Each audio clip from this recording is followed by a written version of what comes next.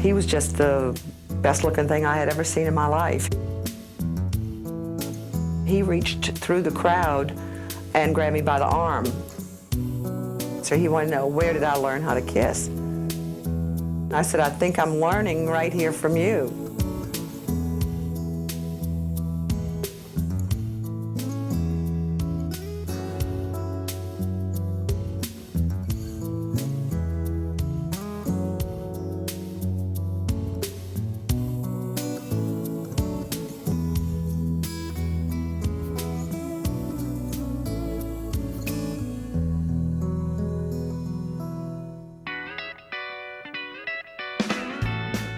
When I first met Elvis was in the 8th grade. It was Christmas time, and he asked the teacher, the music teacher, if he could bring his guitar to class and sing, and she said, sure. He got up and sang, and I couldn't believe it because that wasn't the thing to do at that time. In high school, Elvis was kind of a shy guy, but the thing that really made Elvis stand out is the way he dressed. His pants and his jackets, they're all kinds of different colors. It was either black pants with white strap, Or maybe a blackberry pants with a pink stripe down the side. or pink slacks with black. A sport coat with maybe trimmed in white with a collar turned up. For sure, he had on a kind of see-through lace shirt with his hair all slicked back, you know. You couldn't miss him. Well, on the streets, out in public, I like real conservative clothes. Something that's not too flashy. But on stage, I like them as flashy as you can get them. Because on stage, your clothes play a very important part. Wherever Elvis went, there were riots. Young girls were trying to tear him to pieces. It was out front, in front of the stage, where all the chaos was. Elvis would create it by his movements on stage and his interplay with the audience and all. By 1955, a 20-year-old singer named Elvis Presley is hot in the Deep South. Elvis and his backup band play countless one-nighters, promoting their regional hits in places like Abilene, Texas, Leachville, Arkansas, and the Shreveport, Louisiana hayride. They were splitting the money. Scotty, Bill, and Elvis. He was getting 50, and they were splitting 50, which was 25 apiece. They were booking like $100 a day, $150 a day. Well, then they had to pay me and the car expenses and the hotels, and all out of theirs. And we were driving all over to get that little old money. It's good, the people like it. As far as rock and roll goes, I really like it. I enjoy doing it, and the people have really accepted it great, and it just makes me want to knock myself out to keep giving them something that they enjoy. On June 27th, Elvis arrives in the Gulf Coast city of Biloxi, Mississippi for 3 performances. In the audience the first night is 17-year-old Glenda Manduffy. The next day, Glenda calls her best friend June Wanico. Glenda is going to see Elvis again, and she wants June to come with her. I didn't even know who Elvis Presley was. And she called me and he was appearing at the Airmen's Club at Keesler Air Force Base in Biloxi. So she called. I already had a date. She said, I'll help cancel your date. He was just the best looking thing I had ever seen in my life. He really was. And so he took a break from playing. He only knew about, 7 or 8 songs. Glenda, my girlfriend, said, let's go over and talk to him. And I said, no, you can go over and talk to him if you want to, Glenda. I'm not going to go talk to him. And she said, well, let's go to the ladies' room. And so we had to pass right by Elvis. And she said, on the way back, let's stop and talk to him. And I don't know why I was playing hard to get or whatever, because we had made eye contact a few times while he was singing.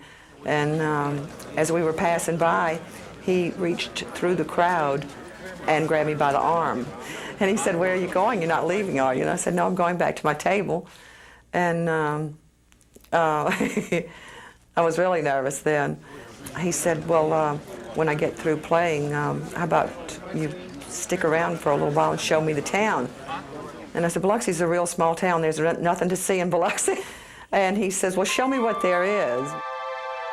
We're both looking out at the water and the moon, and he's kissing me on the back of my neck. And then he turned me to face him, and he said, why are you trembling? Silly question. I was trembling with excitement, you know. And I didn't even kiss anyone on the first date. But he was a marvelous kisser. Elvis had real soft, full lips. June gets home at dawn after a night of kissing and talking. She's never been out that late before. As she falls asleep, she wonders if she'll ever see Elvis Presley again. It's May 1956. June is working as a car hop and in a beauty salon. Her one night with Elvis is just a fading memory. She can't miss the fact, however, that the handsome singer she met at the airbase just a year before is now quite famous. He has the #1 record in the country and best-selling album. He's already made several network television appearances and even landed a movie deal. June and her friend Marie are on the way to Memphis for a vacation with 3 other girlfriends. When they arrive, Marie's first priority is to find Elvis's new house. I wanted to go to Florida, she wanted to go to Memphis. I didn't really know that the reason she wanted to go to Memphis was because Elvis lived in Memphis. So as soon as we got to Memphis, we went to down in the area where Elvis used to buy his clothes at Lansky Brothers, I think is the name of the store. And Marie asked one of the salesmen there what was Elvis's address. He gave her directions, and he said, I'm sure Elvis wouldn't mind you going by to see his house because he's not in town. Elvis had recently moved himself and his parents into their first real home in a middle-class Memphis neighborhood. So we drove over to Audubon Drive, parked out in the front, and there was heavy-duty construction equipment parked in the backyard. And we figured he was having a pool put in, and we're still sitting in Marie's car. There's 5 of us girls that went. And we're debating on what kind of swimming pool he's going to have put in. Guitar-shaped, whatever, you know. So I said, well, I'm going to go take a look. So I got out, the rest of the girls followed, and we're up just, you know, bigger than life, trespassing on Elvis's property. And I jumped up and was looking over the fence top like this, you know, looking at the pool. And it's a square pool. And the pink Cadillac drives in the driveway. And it was Elvis and his mother and father. Elvis's cousin had drowned, and Elvis was called home for the funeral. And he walks straight up to the fence and picks me up by the waist and puts me on the ground. He said, what are you doing here, June? And I said, I'm on vacation with the girls, you know. And he had tried to call me when he came back to Biloxi, and I was never home. He wanted to know where we were going and did we have any plans, and we told him that we were going to see a movie that night. And my friend had a hot pink Ford Fairlane car. You couldn't miss it. He found the hot pink car parked at the theater and came on in and sat next to me and held my hand throughout the movie. And I thought that was really sweet, you know. Elvis asks June to go for a motorcycle ride the next morning. My first motorcycle ride with Elvis was on Mud Island. And he took me there so he could open up the bike. He said, pull your hat down real tight so it don't blow off. And we were just really moving out. And I was just beside myself with excitement, more so than fear. And when we stopped, he was breathing heavy with fear as opposed to excitement, you know. When I think about it now, that was an insane thing to do, just totally insane. June sees Elvis every day that week. They quickly discover they love each other's company. At the fairgrounds, Elvis wins a giant panda bear for June, which she promptly names Pelvis. He shows her around Memphis. They swing past Sun Records, the Memphis courts where his family once lived, and Hume's High. They visit Dewey Phillips, the first DJ to play Elvis on the radio. Elvis brings June home to meet his parents. They listen to blues records. Gladys Presley shows June how Elvis likes his fried chicken prepared. Elvis gets a long-distance call and asks June if she'd like to fly to Houston with him to pick up his new Cadillac. Gladys asks June how old she is. She doesn't want her son traveling with an underage girl. 18, June replies. It's June's first airplane ride. It's also her first night away from home with a boyfriend. Although booked in separate hotel rooms, they sleep in each other's arms. There was something about being with Elvis. I just trusted him that he would never do anything to hurt me or anything. The next day, Elvis and June drive the new Eldorado back to Memphis, top down. After 7 days of being in Memphis, we drove back to Biloxi. The city of Biloxi knew that I had had this long date in Memphis with Elvis. The daily newspaper, the Daily Herald, did an interview with me after we went to Memphis. Total strangers wanted to rip my eyes out. You know, you think you're really something, and you're not. You know, you're trash and all this kind of stuff. But you just overlook stuff like that. Elvis had said that he had a vacation coming up and he was going to come and spend it in Biloxi. And so sure enough, the first part of June, Elvis arrived in Biloxi. We had stayed in touch by phone, and I didn't really know when he was coming in. And he told my mother, he said, well, tell June I'm sorry I missed her, but I'm on my way to Florida where I can get some peace and quiet.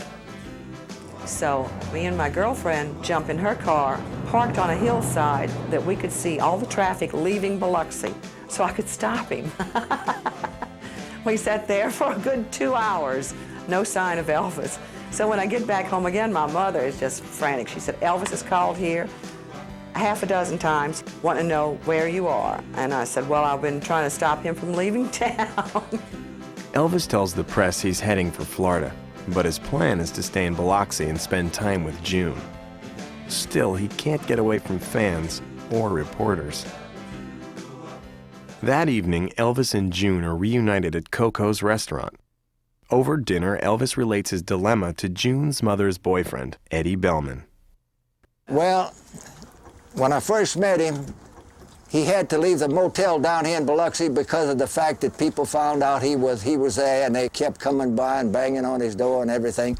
He was registered at the Sun and Sand Hotel under the name of Arthur Hooten, one of his buddies' names. That's a real name, Arthur Hooten. Rarely traveling alone, Elvis has come to Biloxi with Arthur, whose mother once worked with Elvis's mom. Red West, who it's said became Elvis's friend because he once stopped high school football players from giving Elvis a haircut in the locker room.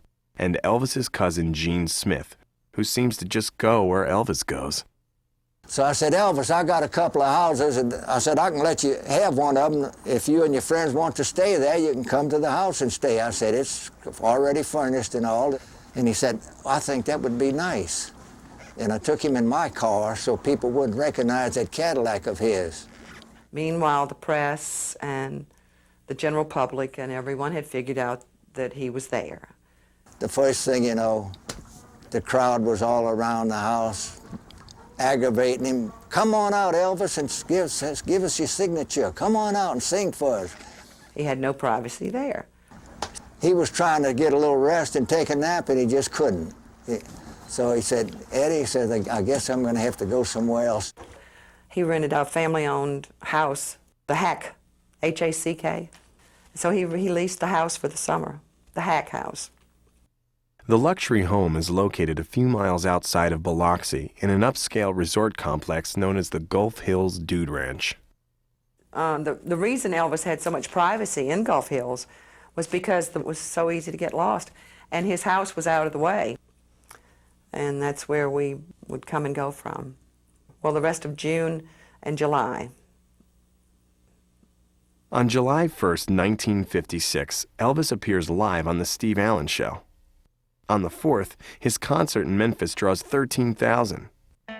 The following Monday, Elvis is back in Biloxi, looking forward to spending a 3-week vacation with June.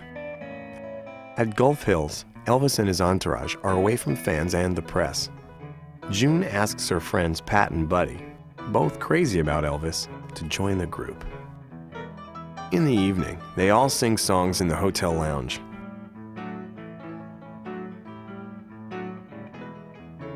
They smoke tiny cigars and use them to set off fireworks at the resort's golf course. This results in a polite letter from the hotel manager pointing out it would be safer to explode fireworks on the beach. Despite Elvis and June's seclusion at Gulf Hills, the word gets out. Newspapers and magazines from all over the country are calling for an interview with Elvis's teenage girlfriend. the most asked question that I've ever been asked. Was Elvis a good kisser? And the second most asked question was, did you go to bed with him? I didn't answer that one. When a New Orleans radio station broadcasts news of Elvis's engagement to June, Elvis fears his manager, Colonel Tom Parker, might hear the story. The colonel would always kind of say, Elvis, be careful because, those girls may drop you if you get involved or you get married or something. Elvis accepted Colonel's advice, which was very wise of Elvis. Colonel Parker really created Elvis. When you say what was his role was to create an Elvis Presley. For one thing, he was a fantastic businessman. And he always used to say, I have only one artist, and that one artist is Elvis. Elvis and June race 90 miles to the Louisiana radio station. He tells listeners he's serious about his career and not about to wed. I know I've been approached with the question of when you do get married, what kind of a girl do you want? A blonde, a brunette, or a redhead? I haven't got a dream girl in my mind now, Although Elvis is playing it cool, June's mother still has a good feeling about the young star. I liked him right off the start. I liked Elvis because he wasn't loud. He didn't use any foul language, and he was just a fine, well-cut man. June's mother's boyfriend, Eddie Bellman, feels the same way. Eddie had not really kept up with Elvis's career or anything like that. He liked him as a young man because he respected his mother and father. Everything he said was yes, sir, and no, ma'am, and thank you, and please. And he was just a real Southern gentleman. And Eddie admired that, so he thought he would arrange a deep-sea fishing trip. He had a friend that had a charter boat. That was the first trip he'd ever been on as far as deep-sea fishing or any kind of fishing. So Elvis enjoyed it so much. On the way back to Biloxi, Elvis asked if I could arrange to get the boat again because he wanted to invite his mother and father down to go with us. He called them long distance. We were all in the room with him. And he said, I want y'all to come down Saturday morning and go fishing. His mother and father came down the next day and I met him. We met the mother and the daddy, Mr. and Miss Presley, on a Friday night. And they didn't know how to get to Gulf Hills. I said, I'm June's mother. This is Mr. Bellman, and y'all follow us and we'll take you to Elvis. Who else has a pink Cadillac but the Presleys? It's Friday the 13th, the day RCA releases Hound Dog and Don't Be Cruel. By the end of Elvis's vacation in Biloxi, the record will sell 1 million copies. The following day, we went fishing again. And his mother and father fished, Elvis fished, all his friends fished, June fished, everybody fished. I didn't fish, I was busy taking film, taking footage with my little 8mm camera. I asked Elvis, would he mind? He said, no, you take all you want. Elvis was reeling in sharks and everything else, and it was something new to him. We just killed a fish that day, just had them strung up like you just wouldn't believe.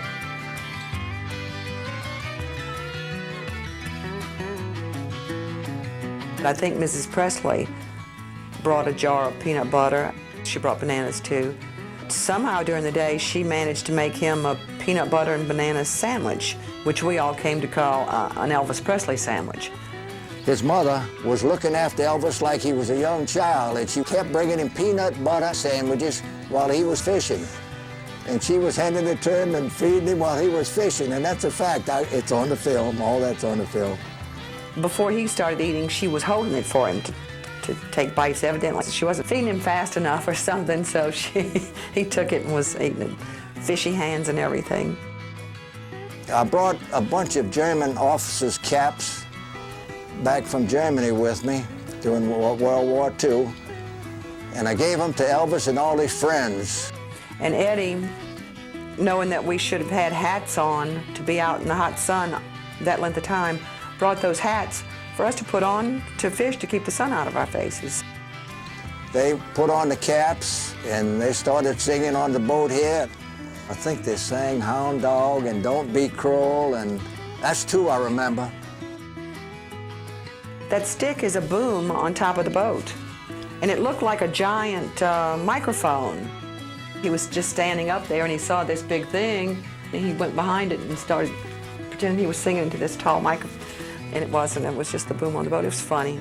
Elvis was funny. Elvis and June don't care much about their lack of privacy. Could life get any better?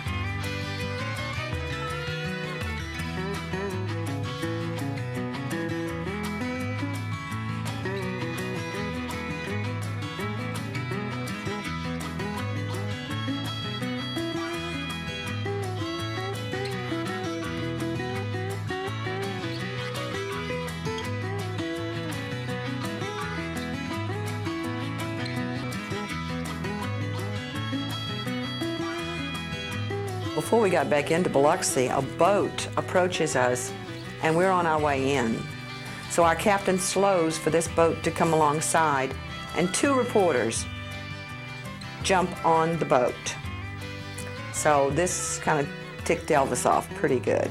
So in the film footage, you will see that Elvis is sitting up on the bow of the boat. I reach over and adjust his belt because his name is crooked on it. But the reason we were up on the front of the boat is because Elvis had put a friend here on this walkway area, another friend on this walkway area, to block the reporters from getting to him. As the boat nears land, hundreds of fans and press are waiting at the marina. The captain decides he better dock further downshore, but not before a photographer captures this portrait of the weary fishing party.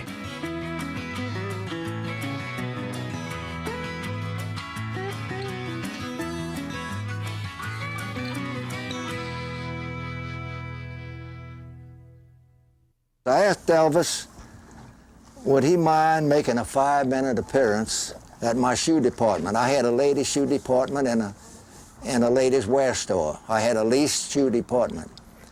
And he said, sure, Eddie, I'll be glad to come by. So people started pouring in down here from all directions. They had the whole police department out there directing traffic, and they had to let them in and shift. And they like to tore the man's store up, but he didn't mind that. He got so much good publicity, he didn't mind that at all. The man that owned the store that I leased the department from, he said, let's give Elvis a present. I said, that's not necessary. I said, he's doing this because I took him on a couple of fishing trips. And I said, he's not expecting it. He said, let's give him something anyway. I said, well, if you want to give him something, I said, let's give him a shotgun. So I went up to a sporting goods store. I got a 410 gauge Winchester pump. Fine little gun. And we presented that to Elvis, and boy, he was just as happy as a child eating ice cream, you know. I brought some skeet targets out to Gulf Hills, and he did pretty good. He missed a few, but he hit a little more than he missed. And he let his friends shoot and all that, and we just had a ball. Somebody brought a BB gun up there, and everybody started shooting the BB gun, and he held a cigarette paper in his hand like that to let somebody with the BB gun to shoot the paper out of his hand. He did, that's a fact. And luckily the guy didn't hit his thumb. The days drift by lazily at Gulf Hills. Elvis and June are happy together. They have all the time in the world, it seems, to be with one another. Elvis loves being with this small-town girl and looks for ways to show it. One day, he commissions the famous Gulf Coast artist, Harry Reeks, to do a portrait of each of them. And Elvis was not too pleased with it and said that it didn't do me justice. And Mr. Reeks, he was such a sweet gentleman, he said, well, it's hard to capture that much beauty. But Elvis patiently sat for this one for about a good 45 minutes. He had gotten in a big box of souvenirs that Colonel Parker used to peddle, and he reached in and took out this pink scarf and draped it around my neck and pretended to be strangling me with it. With Elvis and June caught up in such simple pleasures, who would suspect Elvis Presley is on the verge of becoming the most famous entertainer in the world? He was really and truly a young boy. He had a serious side to his nature. I think he took his art seriously, but he didn't take himself seriously. He liked fun, and he liked good times, and he liked people. He just liked to rock and roll. You know, it don't take long to get sunburned out here if you're not accustomed to it. And if you're fair-skinned like he was sort of fair-skinned. He had a shirt on and a life jacket because of that, because he had gotten sunburned. While Elvis water skis, June gets a skiing lesson. When Elvis doesn't see her watching him, he becomes irritated. He was very jealous, very possessive. He wanted me right next to him at all times. We never did really fight.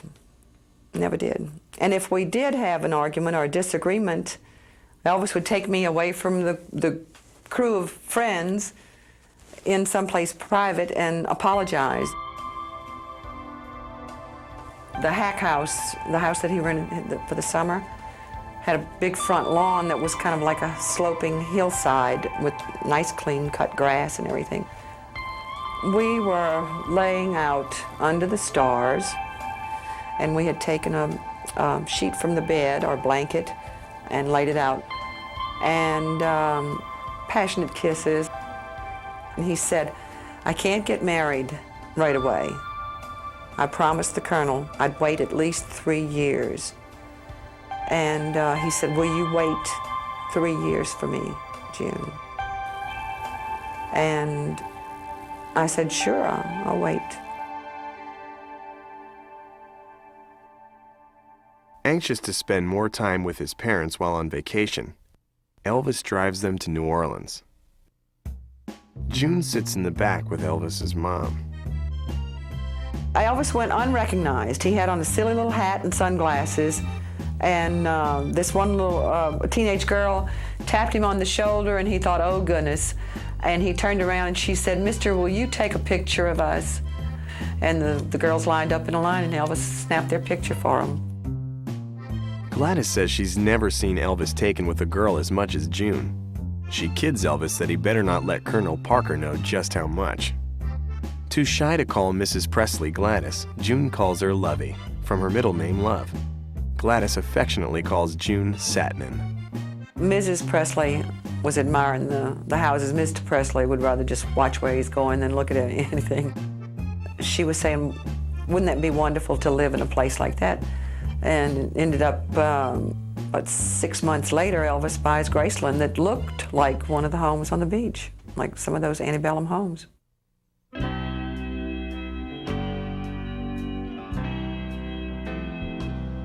We were passing the cemetery, and she said, "That's the prettiest cemetery I've ever seen in my life. Stop and take a ride around," and go, "This was the cemetery in Metairie." She told Elvis that she said she would like to be, not to be put in the ground, she would like to be put in a tomb like that one of these days. And he just said, "It's time to go get back in the car. We're not going to talk about this. We're not even going to be here." Elvis loved his mother dearly. A lot of Southern guys are like that.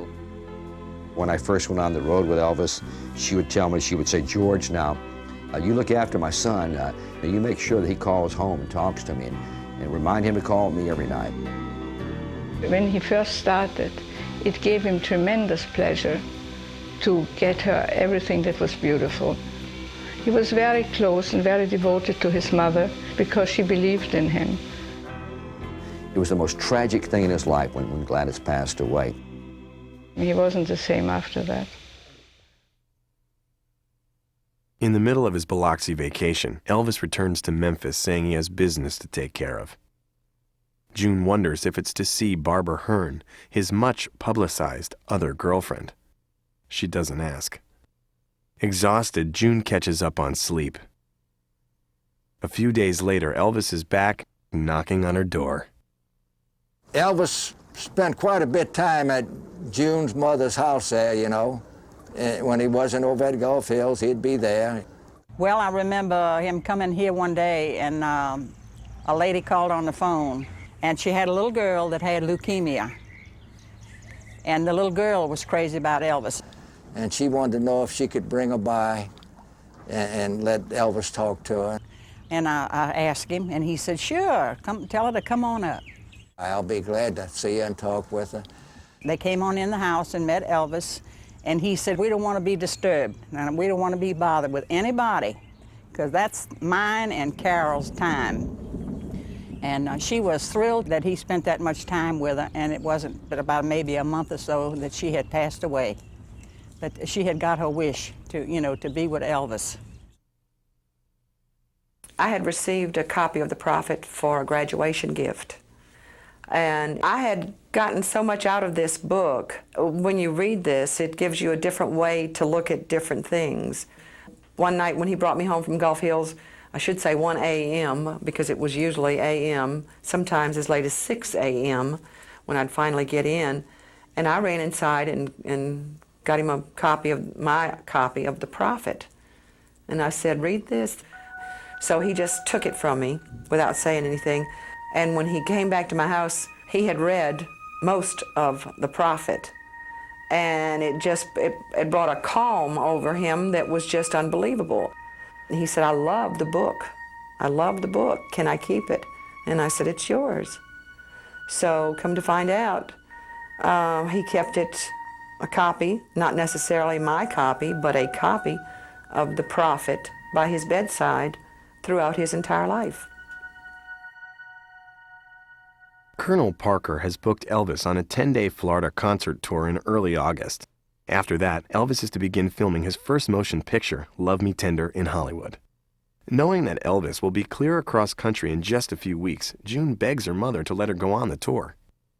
It takes the persuading of both Elvis and Gladys Presley to convince June's mother to say yes. The night before they leave for Florida, Elvis and June stay together until morning in Elvis's bedroom at Gulf Hills. It's not for lack of desire that June stays a virgin. It's funny because things were different than they are today. You had people with, there were only a few bad girls in the whole school, if you know what I'm talking about. According to June, Elvis is often the one to stop short of going all the way. In an era where premarital sex is less accepted, June believes that Elvis expects to marry a virgin. To make June less conspicuous to Colonel Parker on the Florida trip, Elvis suggests she ride with her friends Pat and Buddy, who are also invited to go along.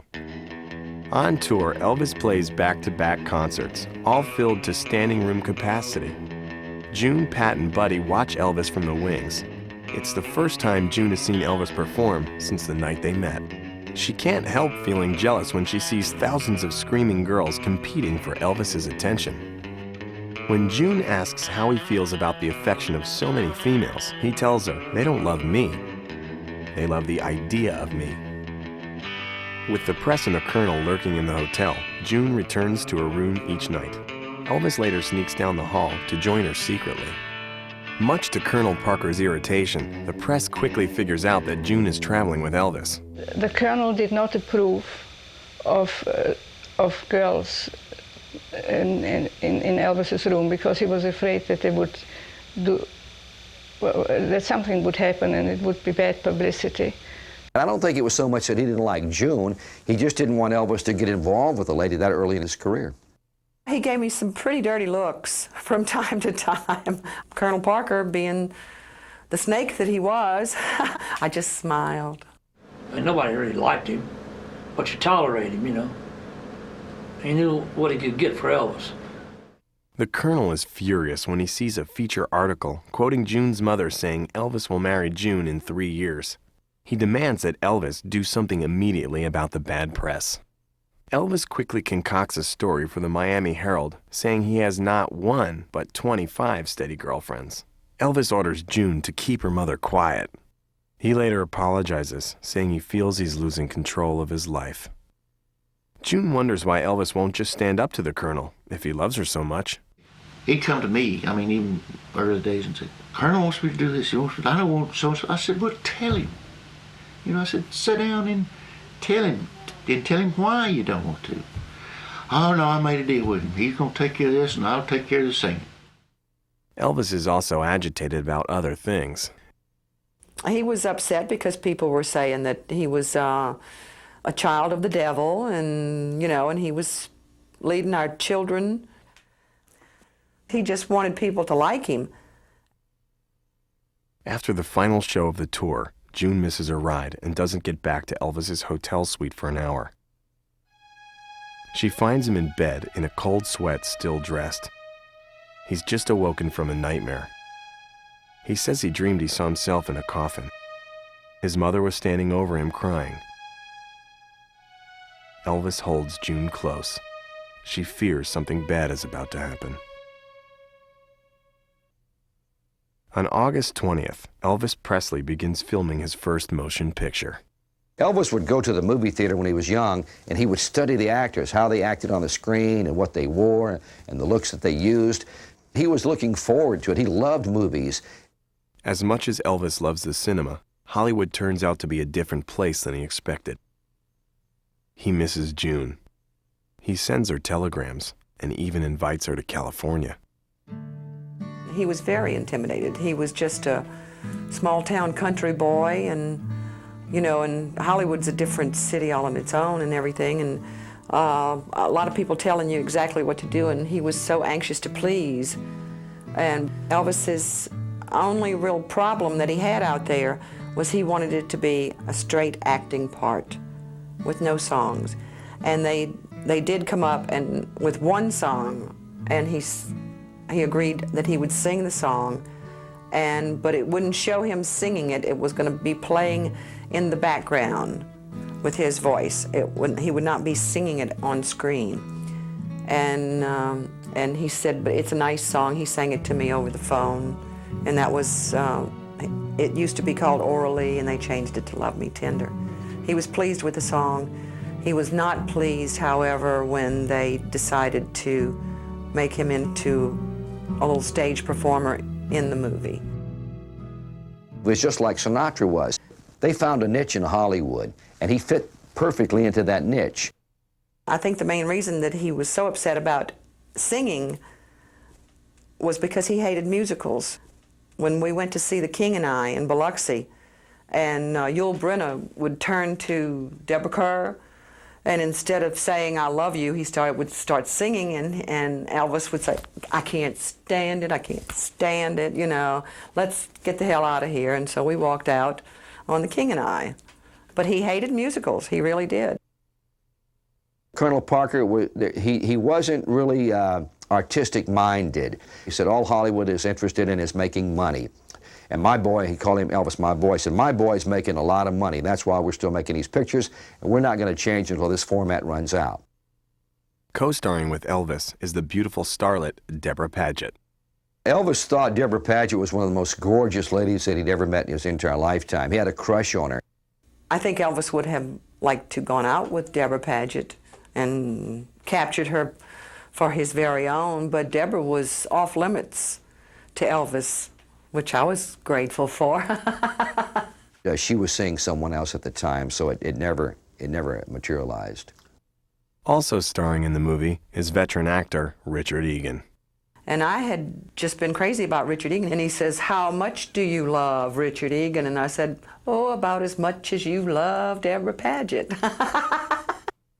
Elvis is meeting lots of people in Hollywood, including Nick Adams. The pushy young actor impresses Elvis because of his supporting role in the James Dean film Rebel Without a Cause. Nick introduces Elvis to Dean's co-star, Natalie Wood. He thought Natalie Wood was a fun girl. She was probably the hottest young female actress in Hollywood at the time, and I think that was more of an infatuation with Elvis. 2 weeks into the filming of Love Me Tender, Elvis makes his first appearance on The Ed Sullivan Show. TV Guide marks the occasion by doing a cover story. June and her mother buy a television so they can watch. They are not alone. 82% of American households with a TV turned on that night see the broadcast. Elvis is proclaimed the king of rock and roll. When Love Me Tender wraps in mid-October, Elvis returns to Memphis, anxious to see his parents. He calls June and wires her money to fly up and stay with him. Back on Audubon Drive, June can see how much things have changed. Now large groups of fans constantly linger outside the Presleys' home, hoping to meet Elvis. He attracts huge crowds, even in Memphis, where he once felt less conspicuous. Elvis and June lie in bed talking for an hour. June asks him about stories in the press detailing romances with other women. And when I questioned him about it, he said, "Don't believe anything you read in the paper. Everything you read about me is for publicity purposes." Longing for privacy, Elvis stays home. After days of feeling trapped, he and June slip out to a local Memphis theater to see newsreel footage of Elvis's Tupelo homecoming concert. When moviegoers realize Elvis is actually in the building, there is a riot. Surrounded by police, he barely escapes the theater, with June close behind. Elvis tells her that for the first time, he fears for his own life. Nick Adams arrives from Los Angeles. He talks openly in front of June about Natalie Wood's interest in Elvis. In fact, his advice is that Elvis should be seen with other girls. June wonders why Elvis ever invited him. Elvis says Nick more or less invited himself. Yeah, Elvis said he was a lonely little guy. Be nice to him, June. But Nick even made a couple of passes at me. You know, and I said, you better keep your hands. If you want your hands, you better keep them to yourself. Elvis and June ride out to Mud Island to talk. It doesn't seem like the same place it once was. Elvis is clearly distracted by all the new things going on in his life. June knows he loves her, but wonders if she can ever get him back. Elvis wanted me to go and have a studio portrait made. And so I agreed to go have a studio portrait made. And when I got in there, the photographer said, "Did you want one smiling?" And me and my silly wit, I said, "Well, I don't know, crying might be good, you know." And so we did, and premonition of some sort, I don't know, for me to send Elvis a picture of me crying. Elvis entertains Natalie Wood in Memphis. June sees newspaper stories about Natalie's visit. A few days later, Elvis calls June. He tells her the Colonel found out about her stay in Memphis. He says they will have to cool it for a while. I can't totally blame Colonel Parker for wrecking our relationship, because Elvis could have said, "I'm not interested, I'm not going to do it." On November the 19th, fans are going wild buying tickets to see Love Me Tender. It's June's 19th birthday. She does not hear from Elvis. Elvis is dating a Las Vegas showgirl. The girl is spending the weekend on Audubon Drive. It didn't really make me jealous. It broke my heart. Elvis didn't need me. He had worlds, you know, the whole world full of girls of his choice. But no, I was not going to take a back seat to anyone. The day after Christmas, the telephone rings. Elvis is calling to say happy holidays. June asks why she hasn't heard from him. I don't know that he tried to call because I had no answer machine on my phone back then. He claims that he did try to call. June's New Year's resolution is to forget about Elvis Presley. She knows that she isn't cut out for his world. On March 18, 1957, June gets a telegram. Elvis wants her to meet him in New Orleans, where he'll be changing trains. He's heading back to Memphis, about to move into Graceland. June decides to go to the station. She has something she needs to tell him. It was really hard, and I just, he kept saying, "You got to come home with me. I got a surprise for you. Mama can't wait to see you, and you're going to stay on the train with me." He was just ranting on, and I said, "I can't go with you. I'm engaged to be married." And I'm telling Elvis Presley that I have met someone and I'm engaged to be married, and I hope it hurts him, you know. I just blurted it out. I didn't know how else to tell him, and he just looked at me. So that's how we said goodbye.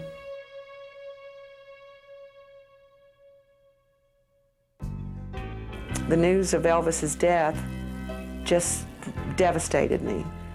And my husband of 20 years left work and came home to be with me because he heard on the radio, and he knew that I knew already, and he left and came home to be with me.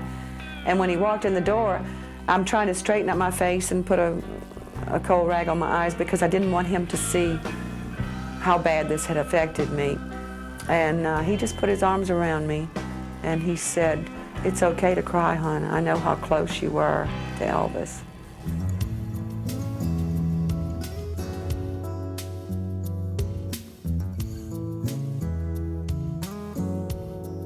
Now, when I look back on it, it's like a different lifetime because it has been so long ago. But I was a little stubborn, a little hard-headed, and I was not going to allow anyone to break my heart. And so it's probably a combination of me, Elvis, and Colonel Parker, you know, that ended our relationship. But it was cherished memories.